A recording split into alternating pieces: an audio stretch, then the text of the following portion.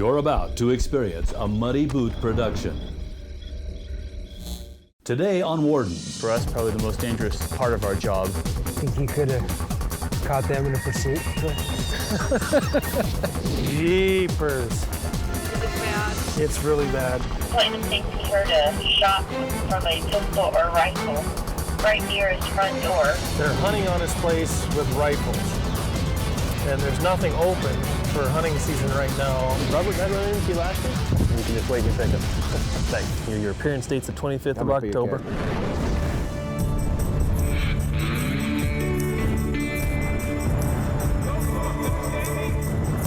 You know what you did wrong? You're before shooting hours.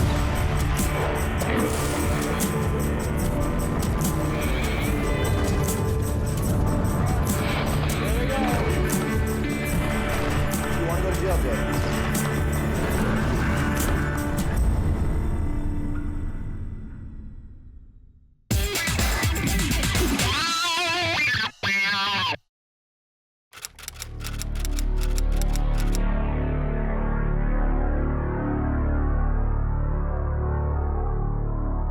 The eastern plains of Montana are home to an abundance of wildlife, including pronghorn antelope.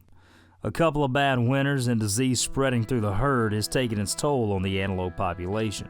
Wide open prairies with low population densities and fewer antelope mean the potential for more violations. Our antelope rifle season opens tomorrow, and so the whole point of the decoy is to put us as game wardens in the same spot as the wildlife and the violators that are going to start the season early. We generally refer to those type of folks as folks that hunt during closed season, and that's kind of the whole point of this operation. Operation Antelope Dummy takes place in Region 7, approximately 25 miles southeast of Ashland, Montana. Warden Dawson will be assisted by fellow Warden Troy Hink on this decoy sting. Where we're at today is actually close to the boundary of two patrol districts with Officer Dawson and myself. Bill's our primary today, and so he's kind of set this decoy operation up. We are actually at the edge of my district. By policy, we have two uniformed officers at all times. So that we're safe, so the people that are potentially stopping there are safe. Warden Bill Dawson leads this operation and has been with the Montana Fish, Wildlife, and Parks Law Enforcement Division for 10 years. When we're looking for a spot, we're looking for a spot where we can put the simulated wildlife, the decoy, so there's a good backstop, so if a firearm is discharged at it, it's not going to impact or affect anybody that's downrange of the antelope. This has a internal battery and receiver. To receive a signal from the remote receiver, it uses this antenna. It's pretty similar to kind of the way remote-controlled cars and airplanes works.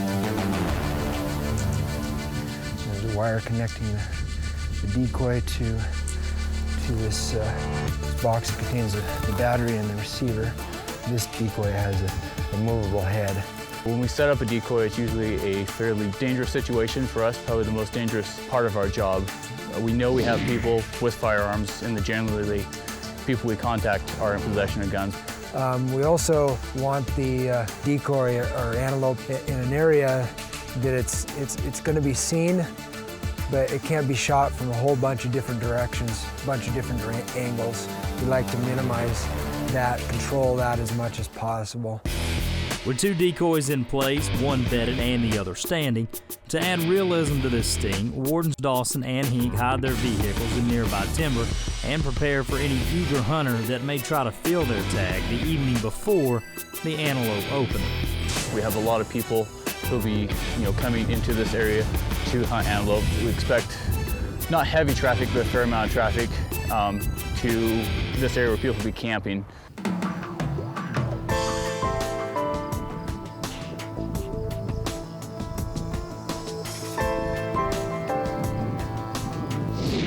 Bill and Troy make a plan, just in case they do get a shooter. It's shooting whenever you can get back to a vehicle, get back. I mean, if it's before we see the vehicle or I mean. That truck quite a ways, I can get back. About an hour later, the first vehicle passes by on this remote country road.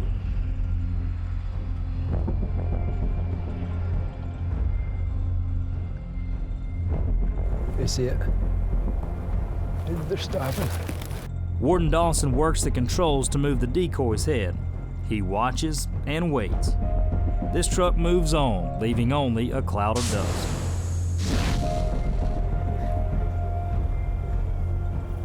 So you think he could have caught them in a pursuit, Troy?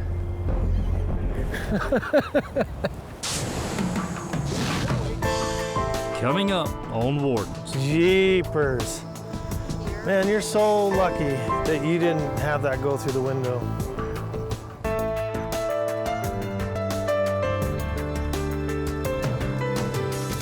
With a 40% decrease in antelope populations and bad weather predicted for opening day, Warden Bill Dawson is running a decoy sting the evening before the opener. Our antelope rifle season opens tomorrow, and so the whole point of the decoy is to put us as game wardens in the same spot as the wildlife and the violators that are going to start the season early. Not all hunters break the rules, and the honest ones, well, they just pass on by. Warden Troy Hink assists in this operation.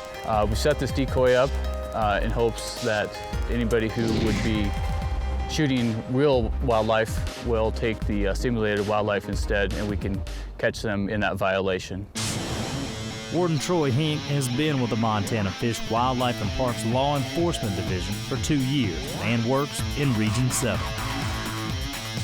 I worked as a biologist before I became a game warden, and I was operating law check stations collecting biological samples. Wardens Hink and Dawson waited out for more hunters to arrive in the area. Not long and dust is in the air with another vehicle making its way towards their location.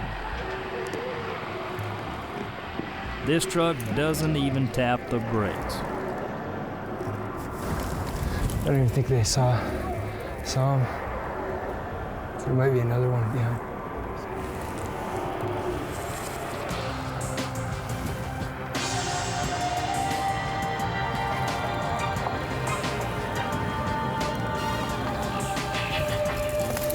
Couldn't even tell where the license plates were from.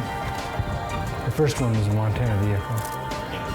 So what we're trying to accomplish here is tomorrow is the opening day of our rifle antelope season. And every year we have the occasion of having to investigate after the fact hunters that have opened the season too early. And this is something that is unfair to those that put in their time scouting and waiting for the season to open and do things by legal means. What we're doing here is attempting to catch those guys that are opening the season a little early and putting everybody on the same playing field. So. Hunters know that wardens run decoy stings, which often deter would-be poachers. For Montana wardens, no shooters or rule breakers is a successful outcome of the sting.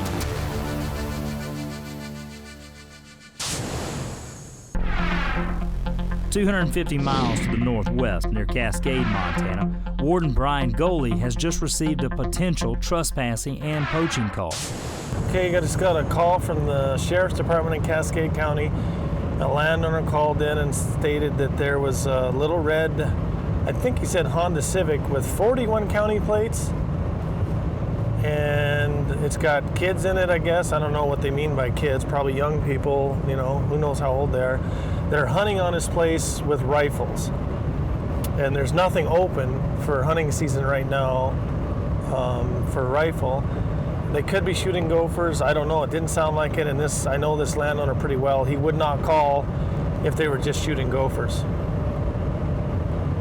So we're out of cell coverage right now. So we're trying to get to where we got cell coverage and I can find out more about what's going on. Because I got messages on my phone and I know that's what it's about. So got a game warden, 2 game wardens coming from the other side. on the east side of this vehicle. We'll be on the west side of it, and hopefully there's only one turnoff. If we can get there before they do, then we'll have that vehicle pinched in on a county road. Coming up when we return. I think he's looking out in this field, the glass at this, to see what's out there. Seeing if the elk are out there. 40 miles southwest of Great Falls, Montana, Warden Brian Goalie patrols the Cascade District. Goes from the Rocky Mountain front almost to Great Falls. It includes the Dearborn River, the Missouri River, part of the Smith River, and Holter Lake are the major drainages that we'll be driving through today. Warden Brian Goalie has been with the Montana Fish, Wildlife and Parks Law Enforcement Division for 16 years, and he works in Region 4. Warden Goalie is responding to a call reporting a possible trespass and illegal hunting violation. While en route, he makes a call and finds out everything is A-OK. It went from having guns hunting illegally to it's his neighbors and they're all right bow hunting. So and sometimes that's how calls turn out, just the way it goes, you know what I mean? So it got us up and running real quick. As the sun goes down in the west, Brian receives another call. So we're driving up to a vehicle versus a deer, evidently, and the deer is supposed to be still in the road. And we'll get up here, see if there's any injuries, make sure the deer's out of the road because traffic's going pretty fast. And we'll just check them out, make sure they're all right, and then the highway patrol can come and investigate to see, do a crash report.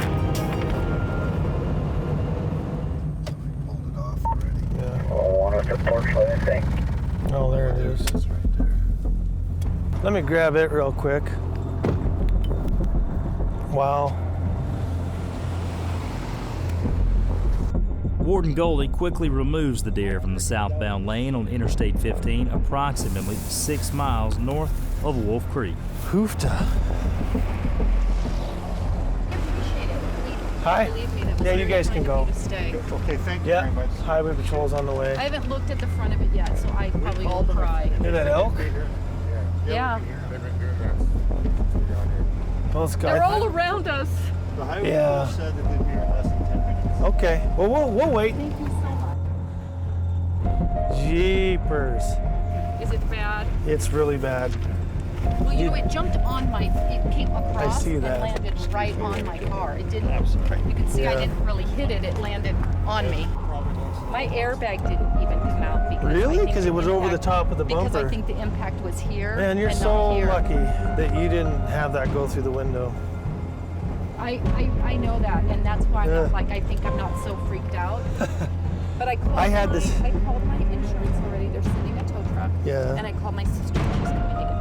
Okay, and where's she at? She's in Helena. Okay. I moved to Helena, but I'm working in Great Falls. Yeah, she'll have to go all the way down the interstate to Craig like we did before she can come back. Because I didn't know quite where I was, because you know when you drive Yeah. this a lot. Oh, yeah. I was singing. Yeah. Yeah, And well, I'm enjoying glad you didn't hit myself. an elk, because that would have been way worse. I know. Okay, Well, let he me. really hit me. I see that. Yeah, you're very lucky. There's more radio activity as Brian waits for a state trooper to arrive. Response 4521 Dearborn Canyon near the Diamond Bar X. Complainant thinks he heard a shot from a pistol or rifle right near his front door. Unknown who it was, possibly his name is John. Unknown if there's any property damage. Oh, it's not a poaching call. I don't know what's going on. That didn't sound good, though. The state trooper arrives on scene and Warden Goalie moves his rig out of the way.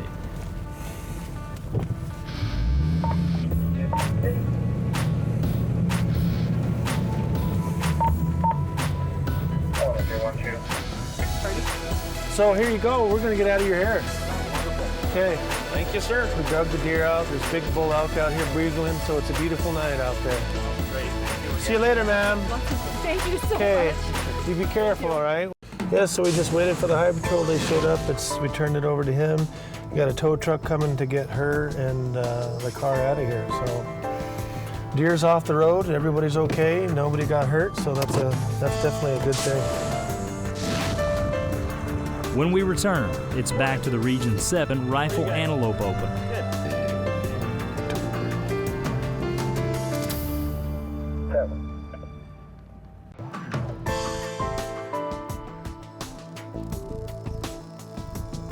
Most of eastern Montana is wide open prairie, and human population is low until the hunting season arrives. Work out of the Region 7 area. You know, what we got here is opener of Antelope. We're going to be doing a lot of patrol, and it's one of the busier times for this district. You know, a lot of wide open country here north of Hysham and Forsyth. Not a lot of people around as far as ranches and whatnot. A lot of big country. People get to thinking that it's all wide open. Sometimes they get to thinking they can do whatever they want. A storm has rolled over the hills for opening morning while Warden Matt Hagadorn makes his way to a popular antelope area, a ranch that offers public hunting. Matt is patrolling the Forsyth district of Region 7 in southeastern Montana. Yeah, here north of Forsyth and Hysham, in this country, you know, this district they say is, I've never counted, it's over 3,500 square miles. Warden Hagadorn checks several hunters while working on a county road that passes through a private ranch open to public hunting. My name's Matt, just out checking licenses. You guys got yours handy? Thank you. Robert, did I run into you last year? Yeah. Yeah? Were you guys on that back road back? Yeah, the kid was in the back. Yeah. We pulled over and said, where did you come from? Yeah. Yeah, I remember that.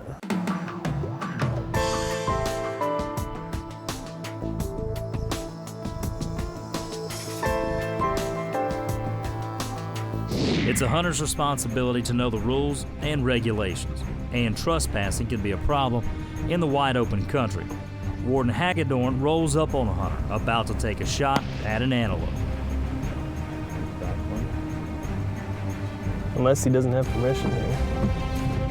This guy did it all right. Got off the road, out of the vehicle, laid down, got a good rest. Just one of those deals. That was a long shot. No, that was probably a 300-yard shot. Hagadorn moves in to check this hunter's license and to see if he has permission. Well, I got to ask the question. Got permission for this? Okay. Where you're at here is not leave. A lot of the violations we get this time are, you know, just basic stuff. Hunting without permission, shooting from the road. You know, with all this wide open country, people think that there's nobody around, nobody watching them. And some people just think that it's all public if it's not fenced. Warden Hagadorn double checks land ownership with a GPS and county plat book. That's the thing with trespassing. I want to be absolutely sure where you're at, so you're not citing people for trespassing when they're actually not.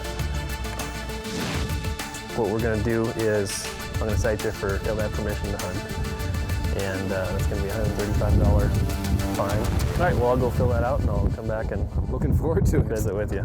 You can just wait in your pickup. Thanks. A trespassing citation is issued. In Montana, if you choose to pay on the spot, you're admitting to the charge and no court appearance is necessary. A little bit of excitement to it. It's my first problem in 35 years. Is it? So, well, good to hear. Sorry that it had to be today. All right, pretty basic. Rosebud County Justice Court. Your appearance date's the 25th of October. Right now. Okay, you're gonna pay right now? Yeah. All right. Yeah, the sooner I forget about this, the better. Sure. Lesson learned. You gonna do cash? Yes, sir. You got 135 even? All right. Exact change is required when paying in the field for violations, but a few counties, they may accept credit cards. If you look on the bottom right-hand corner of that, yes, on the front. Okay. I don't have my glasses, so Okay. I wrote 135 cash in there. Yep. That's your receipt. Okay. So if if for whatever No reason, repercussions on this, done deal. right, 100, 20, 30, 5 in cash. I'm gonna starve on the way home, you understand that? Okay. I had to borrow money to pay that. All right. Well, sorry to hear that. Have a better day, sir. Yep. All right. That's the way it has to be. Yeah. Yeah. Drive safe. Yeah, and even though things aren't fenced, it's still all the responsibility of the hunter to know where you're at and to know what place you're hunting on. There's a lot of different resources. You know, you can get those little land ownership booklet maps. You can get GPS that have land ownership on them, and just knocking on doors too. Next week on Wardens, things can go wrong at a moment's notice that can forever change a person's life. Find us on Facebook. Think you could have caught them in a pursuit, Troy? Son came out to visit, and him and Jimmy went up over the ridge. Oh, yeah. I got bum legs, so. Yeah, and even though things aren't fenced, it's still all the responsibility of the hunter to know where you're at, to know what place you're hunting on. There's a lot of different resources. You know, you can get those little land ownership booklet maps.